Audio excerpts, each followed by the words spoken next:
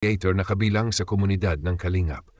Sa simula, binanggit ng host ang mga pagbati at shoutout para sa ilang personalidad at taga-suporta tulad ni na Kuya Val Santos Matubang, Kalingap Rab Edna at iba pang kilalang miyembro ng komunidad. Paglilinaw sa issue ng mga bashers at page posts. Ipinunto ng host na kamakailan ay natalakay nila ang mga Facebook page na naglalabas ng mga mapanirang post laban sa isang miyembro ng komunidad na si Beyonce. Nilinaw niyang hindi tiyak kung ang mga nagpo-post sa mga pahinang ito ay totoong taga-suporta ng grupong Jomcar 18th dahil taliwas sa kanilang pagkakilala sa grupo na karaniwang may magandang ugnayan sa agency. Sa halip, pinaniniwalaan niyang mga basher ang mga taong ito na gumagamit ng pangalalan ng grupo upang manira. Binanggit din niya na ipinagbawal nila ang pag-share ng ganitong klase ng posts sa Facebook dahil mas lalo lamang nitong pinalalawak ang negatibong nilalaman.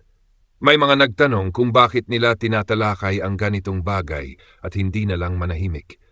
Ipinaliwanag ng host na kung mananahimik sila, mas magiging malaya ang mga basher na yurakan ang reputasyon ni Beyonce nang walang kumukontra. Kaya mahalaga raw na i-save ang mga screenshot bilang ebidensya bago maglabas ng pahayag upang maiwasan ang akusasyon na gumagawa lamang sila ng kwento. Panganib ng pagpapakalat ng maling impormasyon. Ayon sa kanya, mas marami ang nakakakita sa mga mapanirang post sa Facebook kaysa sa YouTube, lalo na't hindi lahat ng tao ay bahagi ng Kalingap community. Kapag may taong walang alam tungkol kay Beyonce at nakakita ng post sa Facebook, maaari agad silang magbigay ng maling akala. Sa YouTube naman, halos lahat ng nanood ay kilala si Beyonce at handang ipagtanggol siya. Paglipat sa pangunahing paksa, si Arjen at ang isang reactor. Pagkatapos ng mahabang paliwanag, dumiretso ang host sa kanyang target na paksa, si Arjen at isang reactor na umano'y nagsusulsol sa kanya. Ipinahayag niyang nagtataka siya dahil kahit pinapayuhan si Arjen na huwag magkimkim ng sama ng loob at patunayan ang sarili sa positibong paraan, tila naiimpluwensyahan pa rin ito ng ibang tao. Ayon sa kanya, may isang mas nakatatandang tao na umano'y nagbigay ng masasamang payo kay Arjen. Inilarawan niya ito bilang isang taong wala umanong malasakit sa kabataan dahil pati ang sariling anak ay tinuturuan ng hindi magandang asal, tulad ng paghahanap kay Val Santos Matubang upang pag-usapan sa negatibong konteksto. Ginamit pa raw ng taong ito ang anak sa pagbibitaw ng masasakit na salita laban kay Beyonce, gaya ng biro o pangungutya na nagugutom na ito.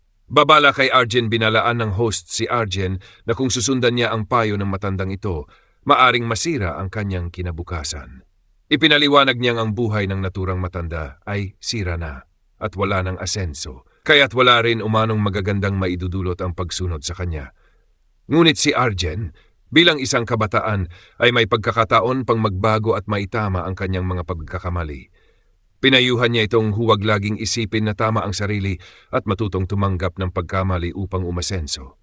Pagwawakas tinapos ng host sa pamamagitan ng paghahanda na ipakita ang isang video clip na magpapatunay umano sa kanyang punto at inanyayahan ang mga manonood na suriin kung tama ba ang ginawa ng tinutukoy. Tinuligsa ng tagapagsalita ang umano'y maling impluensya at payo na natatanggap ni Arjen mula sa isang tao na tinutukoy bilang Federico at sa kanyang advisor na si Jovel Salcedo.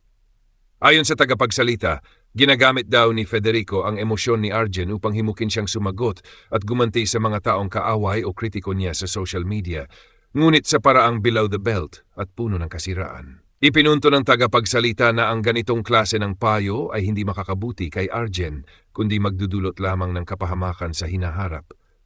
Binanggit pa na si Federico ay may kasong kinasasangkutan na may kaugnayan sa isang menor de edad na babae, si Beyonce, at sa halip na ayusin ang sitwasyon, patuloy pa rin umanong binabatikos ni Federico ang nasabing babae. Nagbigay ng babala ang tagapagsalita kay Arjen na huwag basta makinig sa mga taong nagtuturo ng kasamaan at nag-udyok ng gulo. Sa halip, dapat niyang pakinggan at pahalagahan ang mga taong tunay na nagmamalasakit at nagtuturo ng tama, kabilang na ang kanyang mga pinsan tulad ni na Carla at Roshan, pati na rin si Kalingap Edo na umano'y tumulong sa kanya nung siya'y na ospital.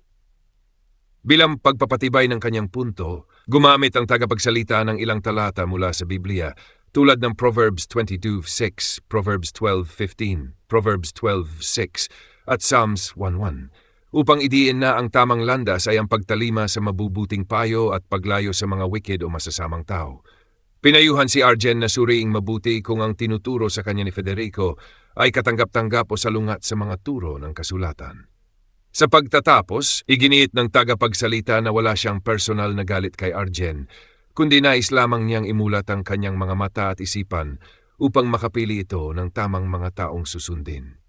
Aniya, ang mga nakikinig sa mabubuting payo ay pinagpapala, samantalang ang mga sumusunod sa masasama ay mapapahamak at lalo lamang lalala ang kanilang sitwasyon.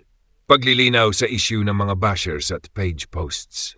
Ipinunto ng host na kamakailan ay natalakay nila ang mga Facebook page na naglalabas ng mga mapanirang post laban sa isang miyembro ng komunidad na si Beyonce. Nilinaw niyang hindi tiyak kung ang mga nagpo-post sa mga pahinang ito ay totoong taga-suporta ng grupong Jomcar 18th dahil taliwas sa kanilang pagkakilala sa grupo na karaniwang may magandang ugnayan sa agency. Sa halip, pinaniniwalaan niyang mga basher ang mga taong ito na gumagamit ng pangalanan ng grupo upang manira. Binanggit din niya na ipinagbawal nila ang pag-share ng ganitong klase ng posts sa Facebook dahil mas lalo lamang nitong pinalalawak ang negatibong nilalaman. May mga nagtanong kung bakit nila tinatalakay ang ganitong bagay at hindi na lang manahimik. Ipinaliwanag ng host na kung mananahimik sila, mas magiging malaya ang mga basher na yurakan ang reputasyon ni Beyonce nang walang kumukontra. Kaya mahalaga raw na i-save ang mga screenshot bilang ebidensya bago maglabas ng pahayag upang maiwasan ang akusasyon na gumagawa lamang sila ng kwento. Panganib ng pagpapakalat ng maling impormasyon. Ayon sa kanya, mas marami ang nakakakita sa mga mapanirang post sa Facebook kaysa sa YouTube, lalo na't hindi lahat ng tao ay bahagi ng Kalingap community. Kapag may taong walang alam tungkol kay Beyonce at nakakita ng post sa Facebook, maaari agad silang magbigay ng maling akala. Sa YouTube naman, halos lahat ng nanood ay kilala si Beyonce at handang ipagtanggol siya. Paglipat sa pangunahing paksa, si Arjen at ang isang reactor. Pagkatapos ng mahabang paliwanag, dumiretso ang host sa kanyang target na paksa, si Arjen at isang reactor na umano'y nagsusulsol sa kanya.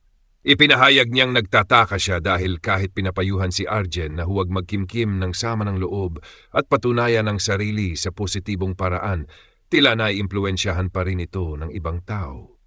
Ayon sa kanya, may isang mas nakatatandang tao na umano'y nagbigay ng masasamang payo kay Arjen.